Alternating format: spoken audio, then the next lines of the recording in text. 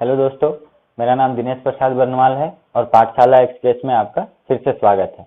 आज हम लोग हिस्ट्री को ही पढ़ेंगे। हिस्ट्री में हमारा दूसरा चैप्टर रहेगा जिसका नाम है मगध में नए राजवंश का उदय।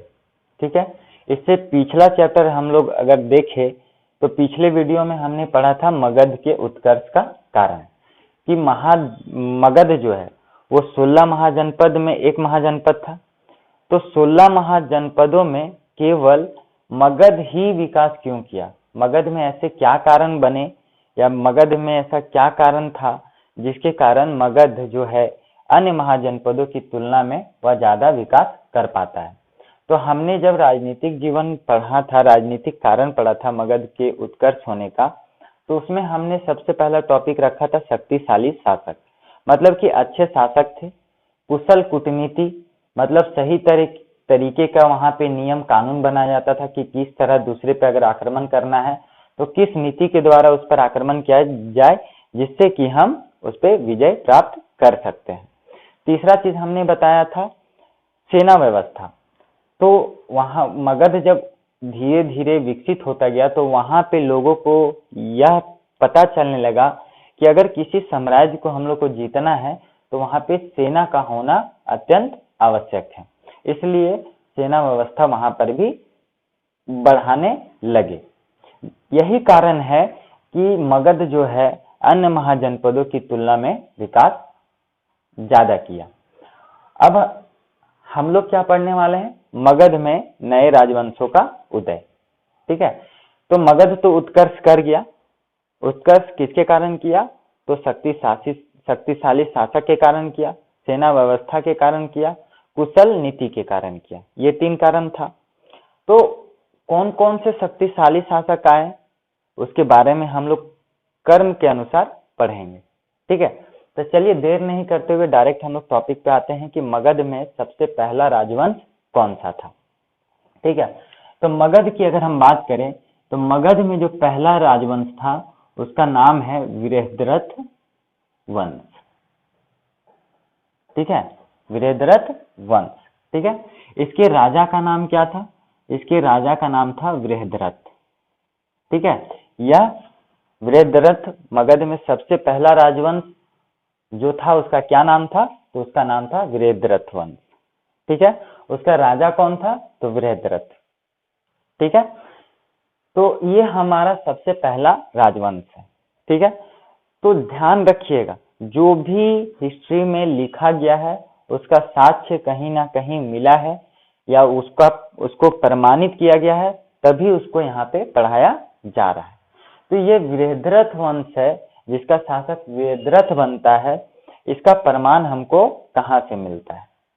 ठीक है, तो ध्यान रखिएगा इस वंश की जानकारी हमें रामायण तथा महाभारत से प्राप्त होती है। कहां से? रामायण और महाभारत से। ठीक है, कहां से प्राप्त हुआ? रामायण और महाभारत से इसकी जानकारी हमें मिलती है कि मगध का जो सबसे पहला राजवंश था वह बृहद्रथ वंश था और उसका राजा कौन था? बृहद्रथ था। इसके अलावा हमको यहाँ से किसी भी तरह का जानकारी नहीं मिल पाता है जिसके कारण हम इस वंश के बारे में ज्यादा कुछ नहीं जान पाते। ठीक है, तो सिर्फ हमको सबसे पहला राजवंश के बारे में इतने ही जानना है। ठीक है, कि सबसे पहला मगध में सबसे पहला राजवंश कौन सा था?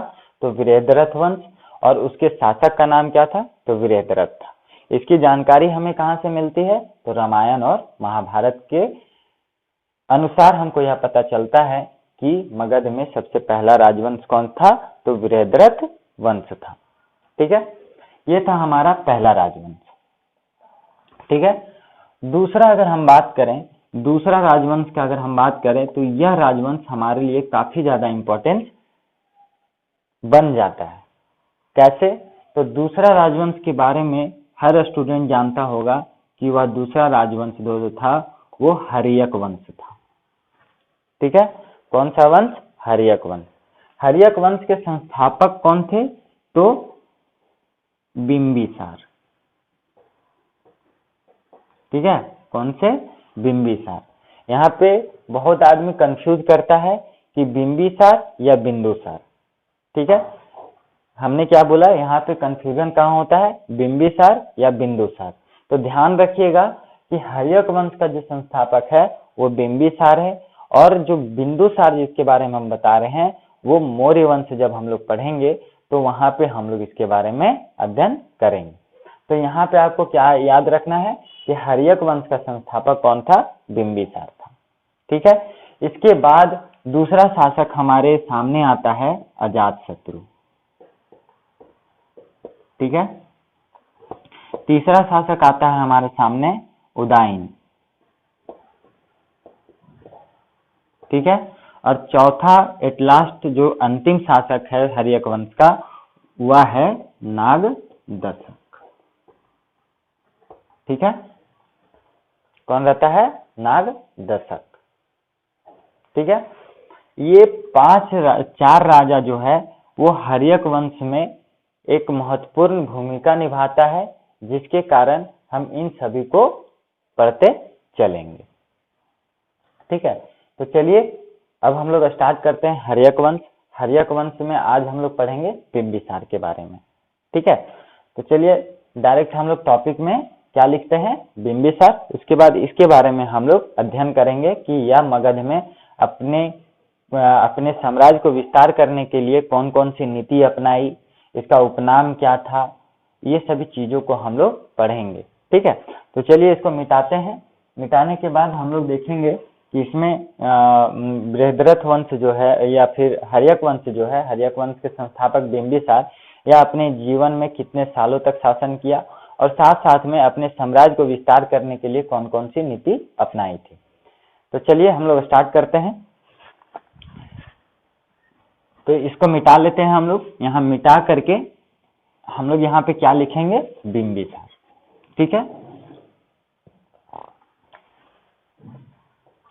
बिंबिसार। ठीक है, हेडिंग में क्या लिखना है? बिंबिसार। ठीक है, बिंबिसार जो था वो कौन था? तो हर्यक वंश का संस्थापक। कौन था? बिंबिसार हर्यक वंश का संस्थापक। ठीक है, इसको मत्स्य पुराण के अनुसार, मत्स्य पुराण, ठीक है, मत्स्य पुराण के अनुसार इसको क्षेत्रोजस कहा जाता था। ठीक है, ठीक है, और जैन साहित्य के अनुसार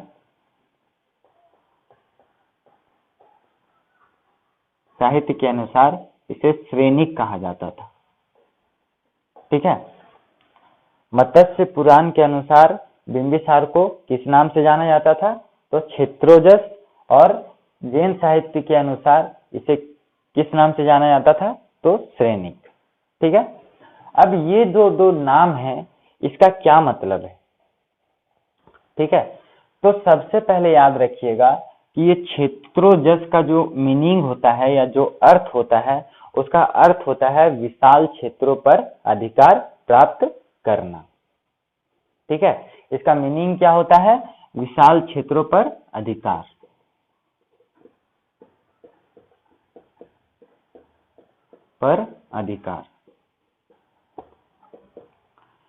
ऐसा माना जाता है कि बिंबिसार जो था अपने शासन काल में लगभग 800 गांव अपने अधिकार में रखा था। ठीक है, कितने गांव? 800 गांव। क्षेत्रोजस का मतलब क्या होता है? विशाल क्षेत्रों पर अधिकार। इसने अपने शासन काल में लगभग 800 गांवों पर अधिकार किया था। ठीक है, इसलिए बिंबिसार को क्षेत्रोजस के नाम से भी जाना जाता है। ठीक है, आपको ऑप्शन में यह क्वेश्चन ऐसे घुमा के पूछ सकता है कि क्षेत्रोजस किसका उपनाम है। ठीक है, क्वेश्चन क्या पूछेगा कि क्षेत्रोजस किसका उपनाम है। ठीक है, तो आपको ध्यान रखना है कि यहाँ पे क्षेत्रोजस किसका नाम है? तो बिंबिसार का। क्लियर है? अब दूसरा हम लोग बात करते हैं श्रेनिक। ठीक है, तो श्रेनिक का मतलब क्या होता है? श्रेनिक का मतलब होता है नामों का दूर तक प्रचलन।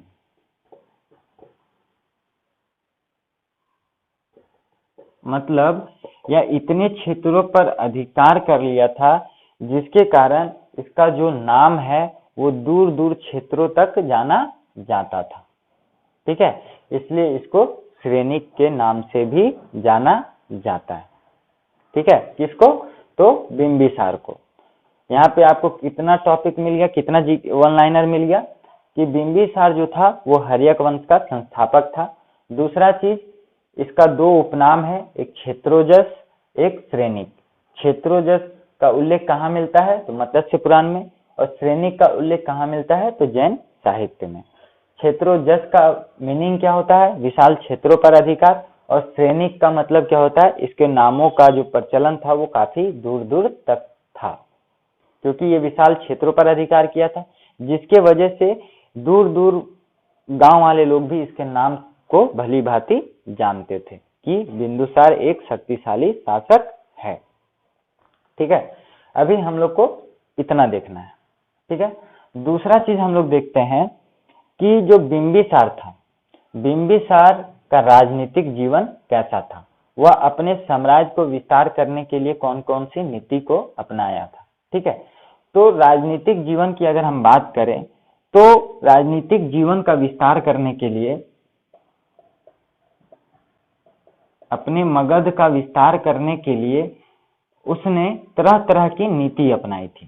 ठीक है, इसको आप लिखते चलिएगा, क्योंकि यह यहाँ पे जो भी पढ़ाया जाएगा आपको बहुत ही सरल तरीके से पढ़ाया जाएगा और काफी अच्छे तरीके से पढ़ाया जाएगा, जिससे कि आपको कहीं और जाना ना पड़े और ना ही समझने का दिक्कत पड़ेगा। आप अगर हमारे वीडियो को पढ़ लेते हैं तो यकीन मानिए आपको किसी भी किताब की जरूरत नहीं पड़ेगी इसका सिलेबस बनाने के लिए। ठीक है, तो चलिए अब हम लोग क्या पढ़ रहे हैं? राजनीतिक जीवन किसका? बिंबिसार का। तब बिंबिसार का जो राजनीतिक जीवन था, तो कोई शासक क्या चाहता है अपने शासनकाल में कि जब हम शासन करें तो हमारा साम्राज्य जो है वो काफी विस्तार करे, उसका विकास हो। ठीक है, तो बिंबिसार भी यही चाहता था। तो बिंबिसार मगध को विस्तार करने के लिए कई प्रकार का नीति बनाया। ठीक है, जिसमें से सबसे प्रचलित नीति था मित्र नीति। ठीक है, मित्र नीति। ठीक है, दूसरा था विवाह नीति। ठीक है, तीसरा इसने युद्ध नीति अपनाया। ठीक है, अपने साम्राज्य को विस्तार करने के लिए बिंबिसार ने 3 नीति को अपनाया था। ठीक है, पहला नीति कौन है? मित्र नीति। दूसरा नीति कौन सा है? तो विवाह नीति। और तीसरा नीति कौन सा है? तो युद्ध नीति। ठीक है, अब यहां से समझते हैं कि आखिर मित्र नीति से वो अपना साम्राज्य का विस्तार कैसे कर पाया। ठीक है, उसी तरह हम लोग समझेंगे कि विवाह नीति से वह अपना साम्राज्य को विस्तार कैसे कर पाया। युद्ध नीति से तो समझ रहे हैं कि युद्ध करेगा, उस पर विजय प्राप्त करेगा तो वो अपने अधिकार में उसको ले लेगा, जिससे कि उसका साम्राज्य विस्तार हो जाएगा। ये टॉपिक तो सबको समझ में आ रहा है, लेकिन ये 2 टॉपिक किसी को समझ में नहीं आ रहा। तो चलिए हम लोग पहला टॉपिक को उठाते हैं, मित्र नीति। कि बिंबिसार ने अपने जीवन काल में मित्र नीति का फायदा कैसे उठाया अपने साम्राज्य को विस्तार करने के लिए। ठीक है, तो याद रखिए कि बिंबिसार का जो मित्र था उसका नाम था चंड प्रघोत। ठीक है, कौन था? चंड प्रघोत। अब जरा सा अपना दिमाग को दौड़ाइए और बताइए कि चंड प्रघोत जो था वो कौन से महाजनपद का राजा था? बताइए बताइए। तो चलिए, आप लोग बोल रहे होंगे मुंह में, लेकिन हम ऑनलाइन पढ़ा रहे हैं तो आप लोग को नहीं सुन सकते, लेकिन हम आपको बता देते हैं कि चंड प्रघोत जो था वो अवंती का शासक था। ठीक है, और अवंती कहाँ की राजधानी थी? तो उज्जैन की।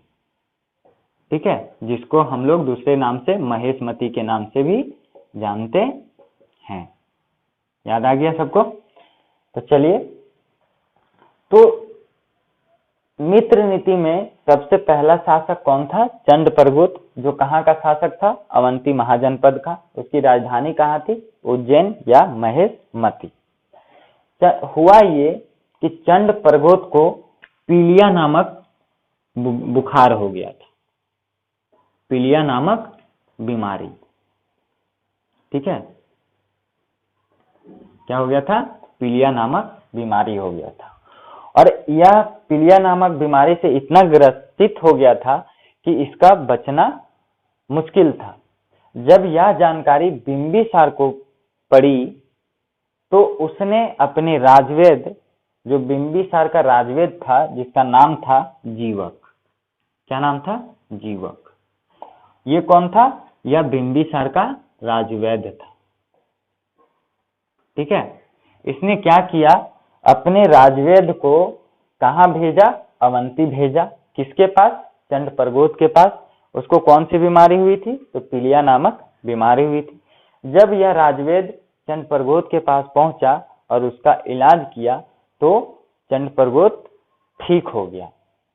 ठीक है, जिसके वजह से बिंबिसार और चंड प्रगोत में क्या हो गया? दोस्ती हो गया। अब जब दोनों के बीच दोस्ती होगा तो जाहिर सी बात है कि बिंबिसार अगर किसी क्षेत्र पर अधिकार करना चाहता हो तो चंड प्रगोत उसको साथ देगा या नहीं देगा? क्योंकि साथ देना उसका मजबूरी है, क्योंकि चंड प्रगोत मरते मरते बचा है और बचाने वाला कौन है? तो बिंबिसार। ठीक है, तो इस तरह से यह क्या किया? इससे दोस्ती कर लिया और अपने साम्राज्य को विस्तार करने में इसकी मदद लेने लगा। ठीक है, तो सबसे पहले वह मित्र नीति को अपनाया, जिसके वजह से वह दूसरे क्षेत्रों पर अधिकार कर सके और अपने साम्राज्य का विस्तार कर सके। ठीक है, तो ये था हमारा मित्र नीति का टॉपिक। ठीक है, अब दूसरा बात करते हैं विवाह नीति।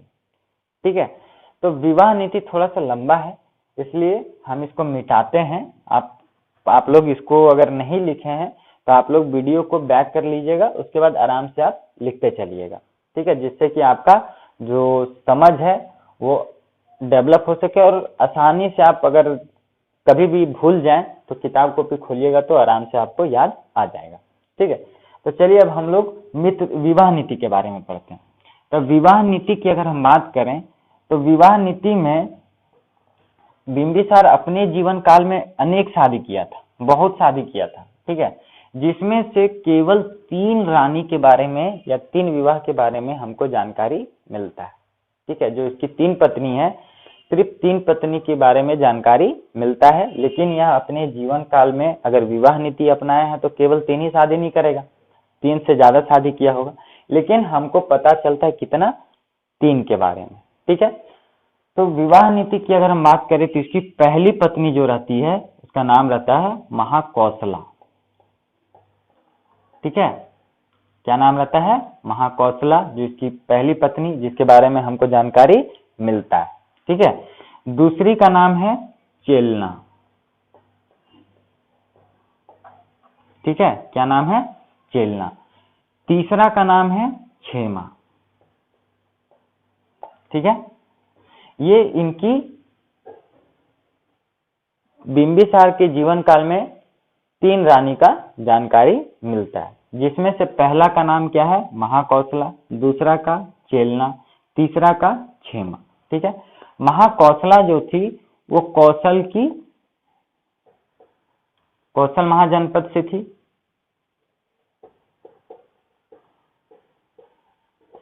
और ये लिच्छवी से थी।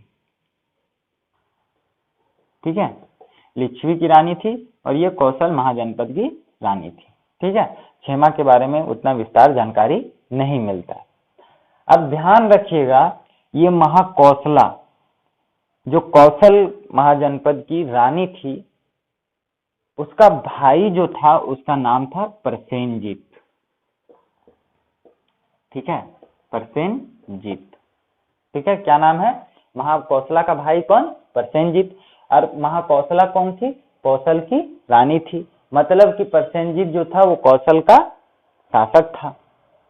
ठीक है, सब एक दूसरे से जुड़ा हुआ है। जैसे हम लोग आगे पढ़ेंगे ना तो आपको समझ में आएगा कि ये जो हम जोड़ के बताए ये क्यों बताया गया है।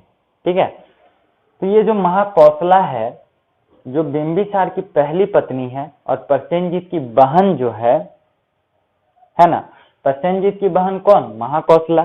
ठीक है, और महाकौशला कौन? बिंबिसार की पत्नी। ठीक है, तो जब बिंबिसार महाकौशला से विवाह करता है तो प्रसेनजीत क्या करता है?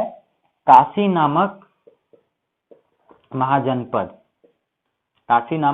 महाजनपद जो है वो इसको दहेज स्वरूप दे देता है। ठीक है, किसको? बिंबिसार को। किस लिए देता है? दहेज स्वरूप। ठीक है, दहेज स्वरूप इसको काशी महाजनपद मिल जाता है। ठीक है, तो काशी महाजनपद मिलने से इसको क्या फायदा? बिंबिसार को क्या फायदा? तो काशी से सालाना 1,00,000 रुपए का इनकम होता था, मतलब आय प्राप्त होता था इसको। किसको? बिंबिसार को। भैया दहेज में मिला बिंबिसार को तो बिंबिसार को ही ना मिलेगा, प्रसेनजीत को नहीं मिलेगा। तो प्रसेनजीत जो है दहेज स्वरूप क्या दिया? तो काशी महाजनपद दिया। किसको दिया? बिंबिसार को दिया। तो बिंबिसार को काशी से क्या फायदा हो रहा था? तो 1,00,000 रुपए प्रति वर्ष इसको यहाँ से आय प्राप्त होता था। ठीक है, तो ये था पहला, तो पहला शादी किया तो इसको क्या मिला? 1,00,000 रुपया भी मिला और इसको साथ साथ में इसका साम्राज्य का विस्तार भी हो गया, क्योंकि अब तो प्रसेनजीत का काशी पर कोई अधिकार नहीं था। अब उसको दहेज स्वरूप बिंबिसार को मिला, तो यहाँ काशी में किसका हुकूमत चलेगा? तो बिंबिसार का हुकूमत चलेगा। तो इस तरह वह पहला शादी करके अपना साम्राज्य को थोड़ा सा विस्तार किया। ठीक है, अब आते हैं दूसरा। ये दूसरा जो चेलना है, जो लिच्छवी की राजकुमारी है, तो चेलना जो थी वो चेलना इसकी दूसरी पत्नी थी। ठीक है, और चेलना हमारे लिए इसलिए इम्पोर्टेंट है क्योंकि इसी से एक पुत्र होता है जिसका नाम हम लोग अजातशत्रु से जानते हैं। ठीक है, अजातशत्रु कौन है? चेलना का पुत्र है। ठीक है, जो बिंबिसार का उत्तराधिकारी बनेगा। ठीक है, तो यहाँ पे याद रखना कि चेलना का अजातशत्रु के माता का नाम चेलना और पिता कौन? बिंबिसार। ठीक है, तो यहाँ से चेलना के बारे में हमको सिर्फ इतना याद रखना है कि चेलना अजातशत्रु की माता थी और अजातशत्रु जो मगध का या हर्यक वंश का उत्तराधिकारी के रूप में देखा जाता है। ठीक है, क्षेमा के बारे में ज्यादा विशेष कुछ पढ़ना नहीं है, यह तीसरी रानी थी। ठीक है, इसके बारे में कोई विस्तृत जानकारी नहीं मिलता है। ठीक है, तो केवल हमको इतना देखना है विवाह नीति में। ठीक है, अब बात करते हैं युद्ध नीति। ठीक है, तो युद्ध नीति में क्या किया? वह बिंबिसार अपनी सेना व्यवस्था, जो वो सेना रखा था अपने पास, वो काफी विशाल मात्रा में था। तो उसने क्या किया? अपनी सेना को लेकर के उसने अंग नामक महाजनपद पे आक्रमण किया। ठीक है, युद्ध नीति में क्या किया? उसने अंग नामक महाजनपद पर आक्रमण।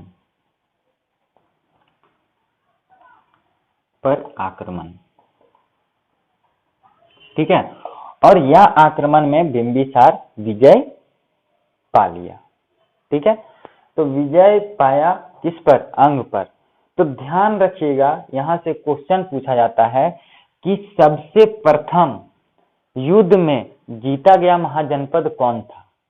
ठीक है, यहाँ पे क्वेश्चन कैसे कैसे आपको डीप पूछेगा, देखते जाइएगा कि महाजनपदों में सबसे पहला महाजनपद कौन था जिसको जीता गया था? तो वो है कौन? अंग। ठीक है, जब यह युद्ध नीति के द्वारा अंग पे जीता तो इस यंग पे अपना अधिकार को जमाए रखने के लिए क्या सोचता है कि यहाँ पे हम अजातशत्रु को राजा बना देते हैं। ठीक है, तब तक अजातशत्रु बड़ा हो जाता है और अजातशत्रु को वो यहाँ का राजा बनाना चाहता है। ठीक है, लेकिन आगे क्या होता है, पलटवार हो जाता है। अजातशत्रु सोचता है कि भैया हम अंग का राजा नहीं बनेंगे, हम बनेंगे तो केवल और केवल मगध का राजा बनेंगे, मतलब कि मगध पे हम शासन करेंगे, हम छोटे मोटे राज्य पे शासन नहीं करेंगे। इसलिए क्या करता है अजातशत्रु जो है वो 491 ईस्वी में अपने पिता कौन हुए, तो बिंबिसार। ठीक है, 491 ईस्वी में बिंबिसार, 491 ईस्वी पूर्व, ठीक है, 491 ईस्वी पूर्व में बिंबिसार की हत्या कर दी गई। ठीक है, हत्या कर दी और वह स्वयं जो है वो मगध पर शासन करने लगा। ठीक है, हुआ क्या, युद्ध नीति में बिंबिसार है जो वो अंग को जीता इसलिए ताकि वहां का राजा किसको बना सके, अजातशत्रु को। लेकिन अजातशत्रु को यह मंजूर नहीं था कि वह अंग का राजा बने, वो मगध का राजा बनना चाहता था। इसलिए उसने क्या किया, 491 ईसा पूर्व में अपने पिता की हत्या कर दी। ठीक है, हत्या करने के बाद वह स्वयं गद्दी पर बैठ गया। ठीक है, तो ये जो नीति हम लोग देख रहे हैं, ठीक है, यह जो नीति जो बिंबिसार के दिमाग में आ रहा था, क्या वह स्वयं यह नीति को सोच पाता था या फिर उसके लिए वह कोई विशेष सलाहकार रखा था, जिसको हम लोग राजनीतिक सलाहकार कह सकते हैं। तो ये जो नीति बिंबिसार के द्वारा बनाया जा रहा था, वह नीति को बनाने के लिए एक विशेष सलाहकार को रखा था, जिसको हम लोग राजनीतिक सलाहकार कहते हैं। राजनीतिक सलाहकार, ठीक है, उसका जो नाम था, उसका नाम था वास्कर। क्या नाम था राजनीतिक सलाहकार का, वास्कर। ठीक है, क्या नाम था, सॉरी यहाँ पे वास्कर नहीं, यहाँ पे सुनिधि। ठीक है, सुनिधि। ठीक है, जो राजनीतिक सलाहकार था वो सुनिधि था और अजातशत्रु का जो राजनीतिक सलाहकार बनता है वो बनता है वास्कर। ठीक है, तो यह जो नीति चला बिंबिसार के जीवन काल में कि विवाह नीति से आप साम्राज्य विस्तार कर सकते हैं, युद्ध नीति से कर सकते हैं, मित्र नीति से कर सकते हैं, तो यह जो संपूर्ण जानकारी है या जो उसको सलाह दे रहा है वो कौन दे रहा है, सुनिधि नामक राजनीतिक सलाहकार उसको सलाह देता है। ठीक है, तो इस प्रकार हम लोग क्या देखते हैं कि जो बिंबिसार है वो 512 ईस्वी में 12 ईस्वी पूर्व गद्दी पर बैठता है और 491 ईस्वी पूर्व उसकी मृत्यु हो जाती है। मारता कौन है, जिसका पुत्र ही, उसका पुत्र कौन रहता है, तो अजातशत्रु। ठीक है, तो ये था टोटल फिगर किसका, बिंबिसार का। ठीक है, तो बस आज के लिए इतना ही। अब अगले दिन में हम लोग अजातशत्रु को पढ़ेंगे जो हर्यक वंश का उत्तराधिकारी के रूप में आएगा। अब उत्तराधिकारी के रूप में आने के बाद जब वह मगध का शासक बनता है तो देखते हैं कि वह मगध हर्यक वंश को या मगध को विस्तार करने के लिए किस प्रकार की नीति अपनाता है और साथ में उसका राजनीतिक सलाहकार कौन रहता है। उसको भी अनेक उपनामों से जाना जाता है, जैसे बिंबिसार को क्षेत्रोजस और श्रेणिक के नाम से जाना जाता है, उसी तरह उसको अन्य नाम से भी जाना जाता है। तो आपसे यही रिक्वेस्ट है कि अगर आप हमारे वीडियो को देख रहे हैं तो प्लीज इसको सीक्वेंस वाइज देखते जाइए, क्योंकि अगर आप एक वीडियो देख करके दूसरा वीडियो छोड़ दीजिएगा तो आपको एकदम समझ में नहीं आएगा। इसलिए आपसे बार बार रिक्वेस्ट है कि अगर आपको हमारा वीडियो पसंद आ रहा है तो प्लीज हमारे वीडियो को लाइक, कमेंट और सब्सक्राइब जरूर करें, जिससे कि हम लोग मोटिवेट हो पाए और हम लोग अपना प्रयास को जारी रखें। हाँ, ध्यान रखिएगा अगर हमारा वीडियो आपको पसंद ना भी आए तो डिसलाइक करके कमेंट करके जरूर बता दीजिएगा कि सर आपकी वीडियो में ये प्रॉब्लम था, ताकि हम लोग अगले बार उस गलती को दोबारा ना दोहराएं। तो चलिए बस आज के लिए बस इतना ही। धन्यवाद।